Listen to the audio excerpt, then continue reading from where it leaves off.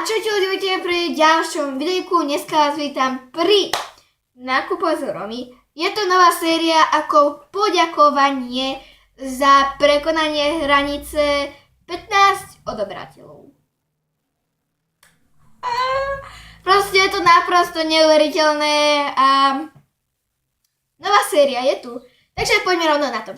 Každopádne budú to nákupy z Romy, nebude to vychádzať pravidelne, pretože ja nenakupujem každý mesiac 500 produktov, čiže nebude vychádzať pravidelne, ale každopádne poďme rovno na to, pretože mám málo baterky.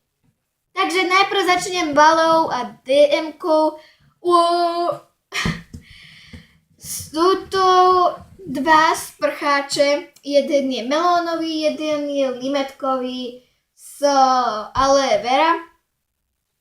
Strašne pekne voňajú, obidva stáli 99 centov. Ja mám pocit, že od Balei to majú asi najkrajšie vône, pretože tam som v DMke skúšala všetky možné šampóny, sprchové gely, ale ani jeden mi takto nevoňal proste.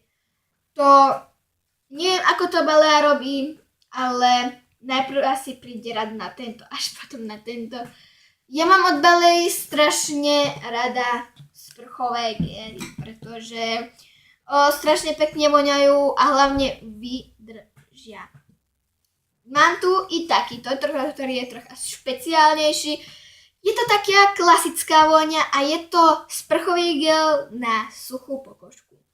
Pretože ja mám troška takúto suchšiu a dúfam, že tu troška... Ja to budem robiť takto, že primiešam trocha tohto a primiešam trocha buď tohto, podľa toho, na ktorý sprcháč bude mať náladu.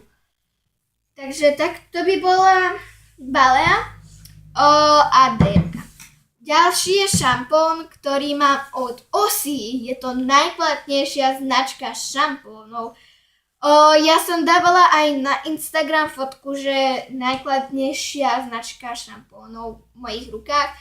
Vážne, pretože Ossie má najkladnejšie značky,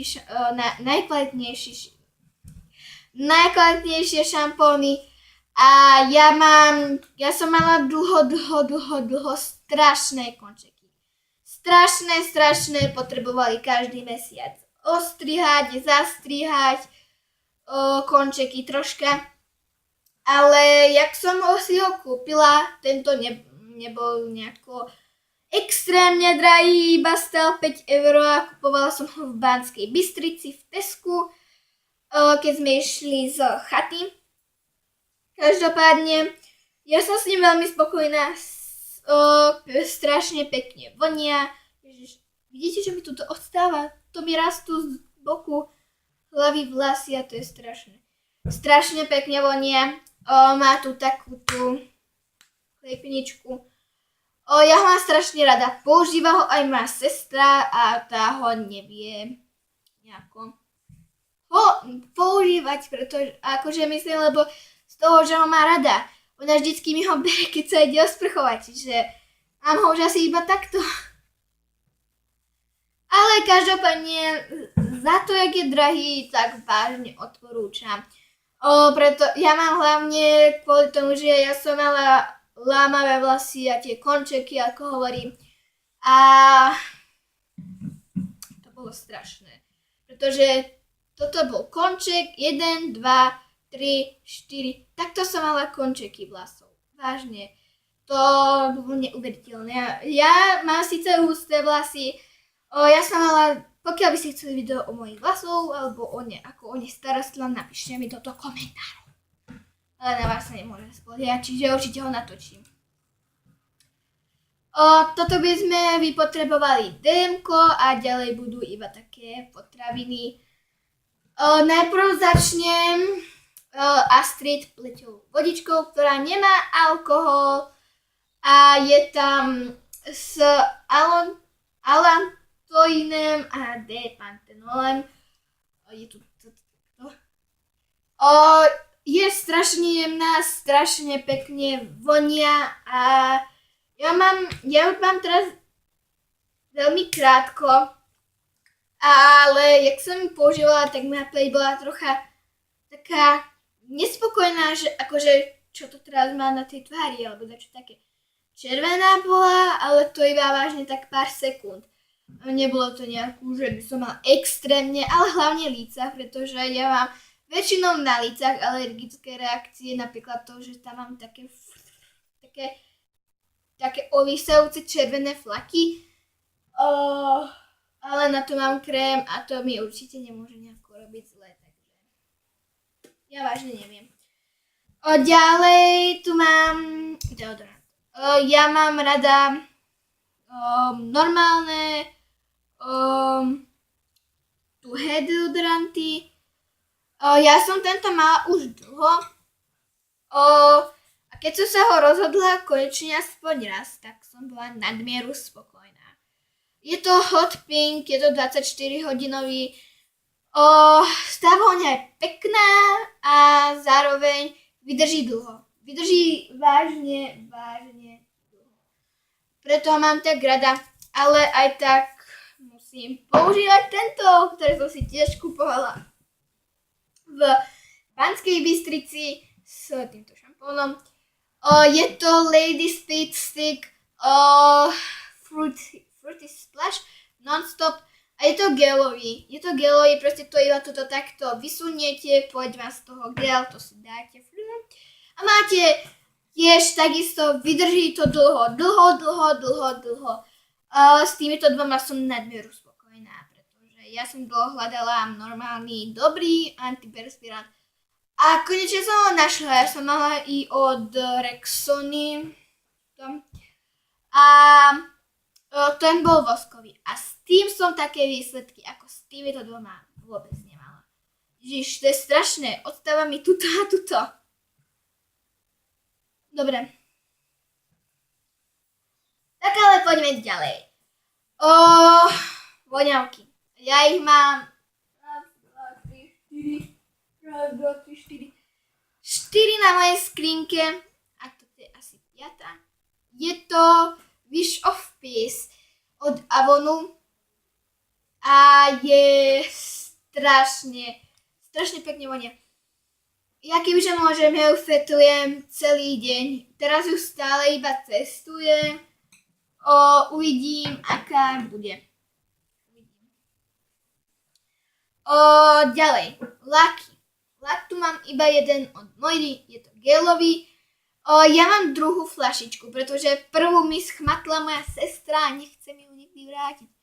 Je to gelový a musím pod ňu dávať aspoň 2 vrstvy, aby na druhý deň sa mi dal krásne ošúchať. Preto mám teraz také nechty. Nechcem sa mi lakovať momentálne. Je to 955. Je to taká kapučínová. Ja neviem opísať moc tieto farby. Je to taká kapučínová, rúžovo-fialová, ja neviem už. Ja sa moc neliečím a hlavne cez leto, kedy sa mi ráno vôbec nechce. Takže preto volím iba 3 veci. To je očný tieň, špirála a korektor. Mne už došla moja paletka, ktorú každodenne nie. Pretože ja niekedy, keď mám náladu, tak iba vtedy sa namalujem. Ale každopádne nechcem to tu kecať. A je tu paletka od Avonu, je tu watercolor, je ich tu 8 v jednom. Ja mám ešte... vypadlo i z toho ten klip. Ja tam hlavne používam tento očný tieň. Ten už mám vymletý, preto som si musela kúpiť. A hlavne, keď sa nudím, tak ja mám ešte ďalšie 3 paletky. Tak s tými sa nejako nalíčim, nejaké pokiaľ by ste vidieť na Halloweena nejaké halloweenské tutoriály, pretože mňa to baví, mňa to extrémne baví, tak mi dajte vedieť.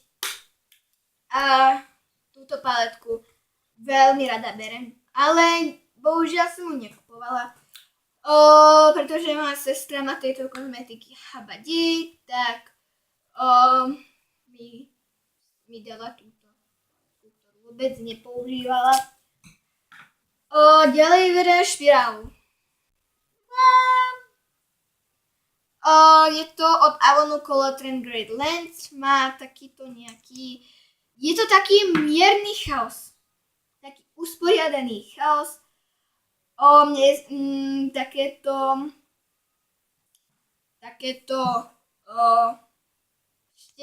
štetečky vyhovujú, pretože mi to spraví naozaj krásne myhalnice. Je to od Avonu a mne od Avonu špirály úplne sedia, čiže ja som z Avonu špirálmi absolútne spokojná. Stála nejaké 2-3 €. Ďalej, chcela som o tom natočiť aj vlog.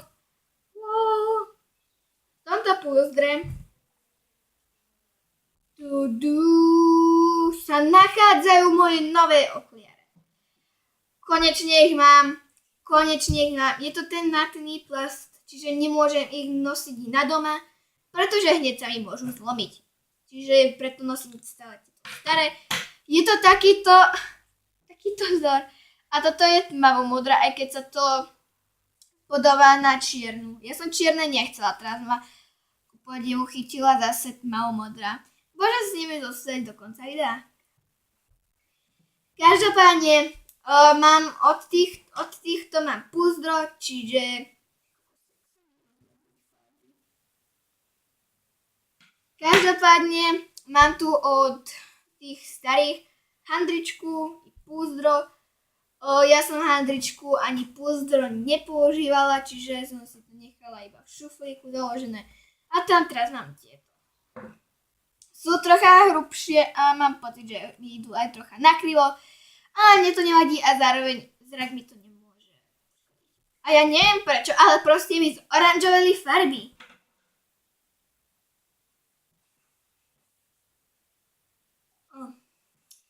Každopádne, pokiaľ vám to nebude vadiť, tak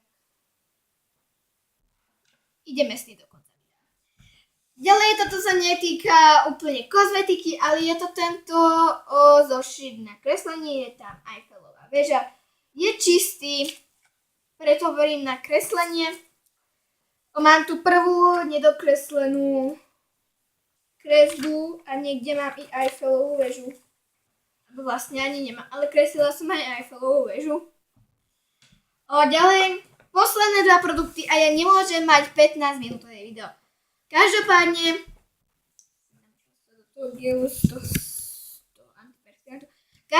toto sa týka jedla. Teda pitia. Je tu Arizona! Ja som dlho chcela ochutnať Arizonu, pretože som o nej počula strašne veľa. A mám tu marhulovú a to sme si kupovali, keď sme boli na chate na Donovaloch. A strašne veľmi mi chutila. A hlavne studená. To asi môj najobľúbenejší džús. Keďže sme boli na dobu ľadu, a to je posledný produkt, na dobu ľadovú mamutí tresk v kine, tak som si odtiaľ zobral nový pohár, ktorý je takto roztomilý. A pozrite, čo má na sebe. Je tu tá sidová frérka.